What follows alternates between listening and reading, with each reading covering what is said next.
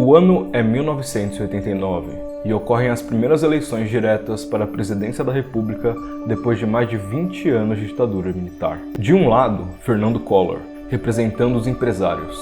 De outro, Lula, com apoio avassalador das massas. Na véspera do segundo turno, a Rede Globo transmite o debate entre os dois candidatos no Jornal Nacional. O debate foi claramente editado para favorecer Fernando Collor. Não apenas nos momentos, mas também no tempo de fala. Collor teve 1 minuto e meio a mais do que Lula. O resultado da eleição foi: Collor vence Lula, levando 53% dos votos. O poder da Rede Globo foi demonstrado ao influenciar o resultado das urnas. E o que eu me pergunto é o seguinte: se naquela época existisse o cyberespaço capitalista com as suas redes sociais, será que a Rede Globo teria coragem de manipular as eleições de forma tão escancarada como fez? Senhoras e senhores, eu sou Felipe Gasper, sejam muito bem-vindos. No vídeo de hoje eu quero te mostrar um nível de sujeira e canalice da Rede Globo, até quando se trata de assassinato de crianças.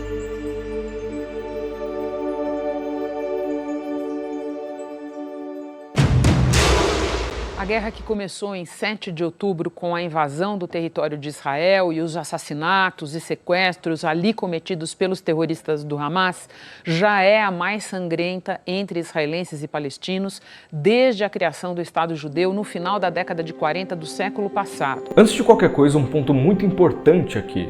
Nunca existiu uma guerra entre palestinos e israelenses. Nunca. Mas como é que você pode falar isso, Gasper? Como assim? Se liga, uma guerra é quando dois exércitos entram em conflito. Então,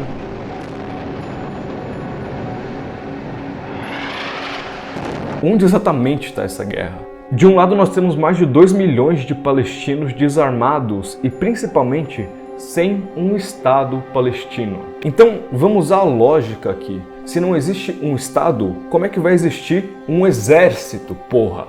E sem um exército, como é que existe uma guerra? Me explica isso. Mas Gasper, os palestinos têm o Hamas, eles têm armas. Tudo bem que não é propriamente um exército, mas eles têm armas e eles fizeram um ataque contra Israel. Você tá passando pano pra esses caras.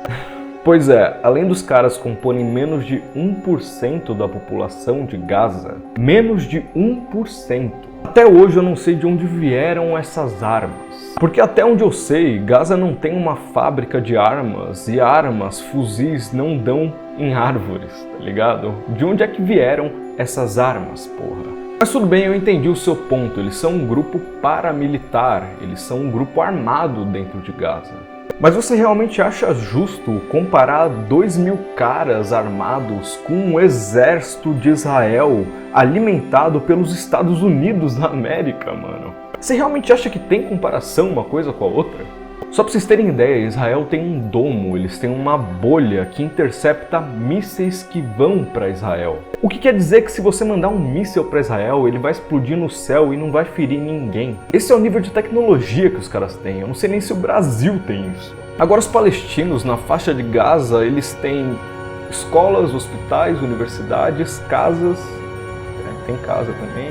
Mais uma vez, onde é que tá essa guerra que estão falando? Eu fico imaginando os militares israelenses em uma sala blindada, assim, militar, cheia de computador ali, torres de comando e tal. Eles simplesmente vão escolhendo as bombas que eles querem. Porra, essa aqui ainda não foi, hein? O que será que isso aqui faz, hein? Vamos testar. Clique!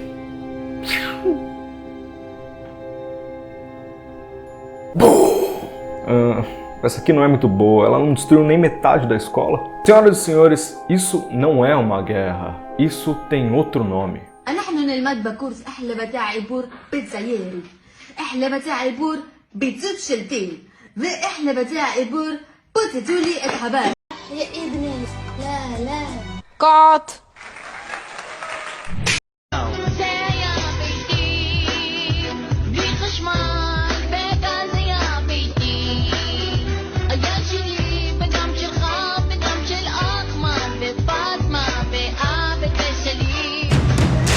Em menos de um mês, são mais de 10 mil mortos. 1.400 israelenses, quase todos assassinados no primeiro dia, naqueles ataques bárbaros cometidos pelo Hamas. E a gente vê aqui pouco mais de 9 mil palestinos desde então, ao longo do conflito. E com um perfil etário diferente de outras guerras, como a gente vê aqui na próxima tela. Comparativamente, na faixa de Gaza, morrem mais crianças. Das cerca de 9 mil vítimas palestinas, 40% são crianças, mais de 3.700 crianças é do que nós estamos falando. Esses dados são do Ministério da Saúde de Gaza, que é controlado pelo Hamas, não puderam ser verificados de maneira independente, como, aliás, boa parte dos números relativos a esta guerra de ambos os lados. Mas os números são, mesmo que de forma aproximada, compatíveis com o que nós estamos assistindo. Até aqui são os dados que foram levantados. É claro que a gente não confia nesses dados, né? Até porque vem desses bárbaros, essa gente que é do mal de verdade. A gente não confia neles, tá bom? Mas até que faz sentido o que eles estão falando. O fato é que o bombardeio tá tão intenso, tá tão injusto, tem tanta criança morrendo ali, que não tem como não falar disso, não tem como simplesmente passar por cima. Então eles são obrigados a falar. Mesmo que os membros do Hamas componham menos de 1% da população de Gaza, Israel está bombardeando o território inteiro, sem exceção. E a desculpa do Estado de Israel para isso é que o Hamas está nos túneis. Eles estão ali debaixo dos hospitais, debaixo das escolas, debaixo das casas, e é por isso que eles estão bombardeando. Esse argumento é a mesma coisa que Esse argumento é basicamente a mesma coisa que a polícia militar chegar e falar assim: olha, tem um bandido perigoso solto e ele está nos bueiros da cidade. Então é por isso que a gente vai começar a metralhar todas as casas aqui, vai invadir tudo, vai quebrar tudo, porque no fim a gente só quer pegar o bandido que tá... Ah, na moral, mano, desculpa o meu francês, mas vai se fuder, porra. Qual que é o sentido disso? Mesmo se o Hamas estiver de fato no subsolo, na superfície, existem civis, existem crianças, existem bebês. Como é que você joga uma bomba mesmo assim, velho? Mesmo sabendo disso, porra? Mas enfim, voltando aqui. A Globo acaba de admitir, eles acabam de falar que crianças estão morrendo. Você sabendo que crianças estão sendo massacradas pode ficar revoltado e pode começar a pensar: e pera lá, porra, ninguém quer que você pense aqui. Então, pra Globo não correr esse risco de te fazer questionar e entender que existe alguma coisa errada nessa história, eles logo te dão a resposta, eles te dão um motivo do porquê tantas crianças estão morrendo ali. E por que esse fato terrível? Por que tantas crianças mortas? Um fator estrutural é a demografia, especialmente jovem, na faixa de Gaza. Ali vivem, a gente tem dito desde o começo da guerra, mais de 2.200.000 pessoas e 40% delas têm até 14 anos. A pirâmide etária é assim por força de uma taxa de natalidade elevada em si e também na comparação com outros países do Oriente Médio. 3,9 filhos por mulher em média. Para a gente comparar, aqui no Brasil, a taxa é hoje de 1,6 por mulher. Eu realmente preciso falar alguma coisa. Eu preciso falar alguma coisa. Você está sentindo o nível de cinismo, o nível de crueldade, de indiferença e principalmente de manipulação dessa gente? Se existe a besta fera, essa é a mentalidade da besta fera. Não é o Estado de Israel que é genocida, não é o Estado de Israel que é assassino, não. O problema é que os palestinos, assim como os brasileiros, até pior, tem muito filho.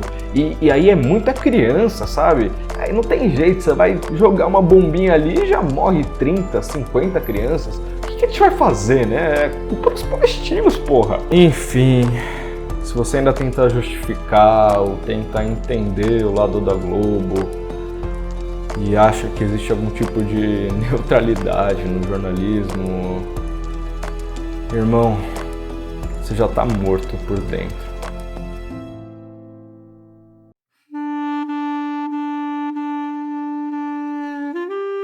Então, para finalizar, Duas coisas importantes. É óbvio que as redes sociais e o cyberespaço capitalista têm os seus problemas e eles são muito graves. Eles estão a favor do capital.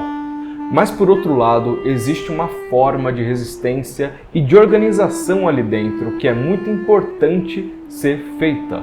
É extremamente importante ocupar esses espaços, entende? Se não fosse essa série de imagens horríveis que a gente vê em WhatsApp, Twitter, em todas as redes sociais da Palestina e das crianças palestinas sendo mortas da pior forma possível, talvez a gente estaria ainda acreditando que, de fato, os palestinos também não são uma vítima dessa história, os dois lados estão errados, ou enfim, qualquer merda desse tipo. E a segunda coisa é só muito engraçado pensar que o PT, mesmo passando por tudo, desde a edição que a Globo fez em 89 até o golpe que a Dilma sofreu, continua simplesmente muito mansinha e obediente com a Globo. Eles não conseguem levantar o tom de voz, eles são muito comportadinhos da forma que a burguesia quer. E é por isso que o PT é um partido liberal e hoje um partido liberal de direita. Eu só acho triste a gente ter que chegar ao nível de bolsonaristas, esses vermes, virem falar que a Globo é um lixo, porque ela de fato é um lixo. Era a esquerda que devia estar falando isso. Era um partido de esquerda, de fato, que devia estar falando em fechar a Rede Globo. Não Bolsonaro, porra. Mas enfim, tem que ter cuidado, né? Pra criticar o PT aqui, porque a galera não gosta. Enfim, falar do Lula também não dá.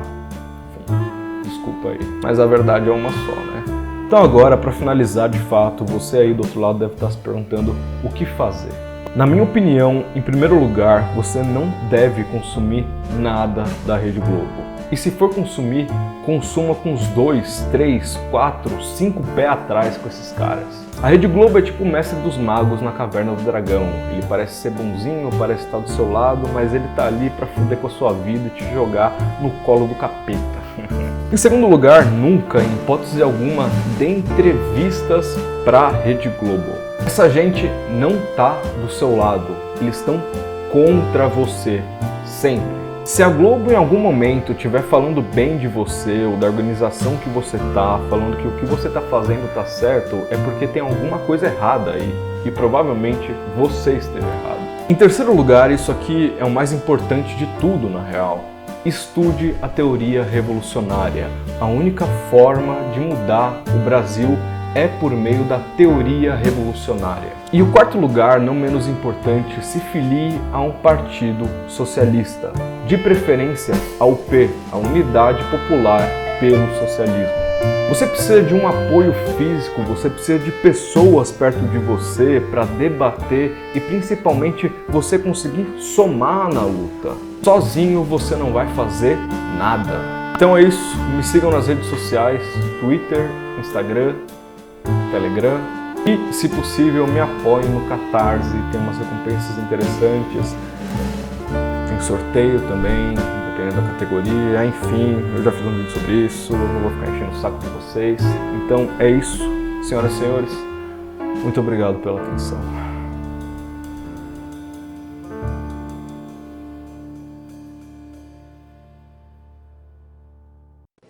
Oi, Fábio, boa tarde para você, boa tarde a todos. O presidente Michel Temer chegou aqui ao Hospital Sírio-Libanês ontem à noite e passou por um cateterismo, um exame para verificar o estado das artérias do coração. Durante a realização deste exame... Só um minutinho, vou esperar. Peço desculpa a todos. Bom, nós tivemos um problema aí, você vê que nem todo mundo é capaz de...